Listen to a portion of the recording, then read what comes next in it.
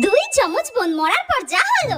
আচ্ছা, আমি আর আমার বোন তো একই দিনে মরেছি, তাহলে আমি স্বর্গে পৌঁছে গেলাম আর আমার বোন কোথায় গেল? আমি যা পাপ করেছি তারপরেও আমি স্বর্গে এলাম কি করে? স্কুল বাঙ্ক মারা, সবার টিফিন চুরি করে খাওয়া, টিউশনে না গিয়ে বয়ফ্রেন্ডের সঙ্গে ঘুরতে যাওয়া, এইসব তো আমি করেছি। আমার বোন তো ধোয়া তুলসী পাতা ছিল, ওর মতো ভালো মেয়ে একটাও হয় না। জোর করে আমার স্কুটিতে বসালাম আর অ্যাক্সিডেন্ট হয়ে গেল।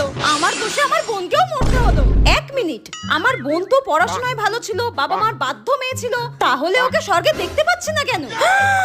তার মানে আমাদের দুই বোনকে একই রকম দেখতে বলে যমরাজও গুলিয়ে ফেলেছে। আমাকে স্বর্গে আর আমার বোনকে নরকে পাঠিয়ে দেয়নি তো? এক কাজ করি, স্বর্গ থেকে তো নরকে সব দেখা যায়, একবার দেখি। এ কি, এটা আমি কোথায় এসে পড়লাম? কি গরম এখানে, মনে হচ্ছে অগ্নিকাণ্ড হচ্ছে এই জায়গায়। তার মানে আমি মরার পর আমাকে নরকে পাঠানো হয়েছে। নরকে যারা পৌঁছেছো তাদেরকে গরম তেলে ভাজা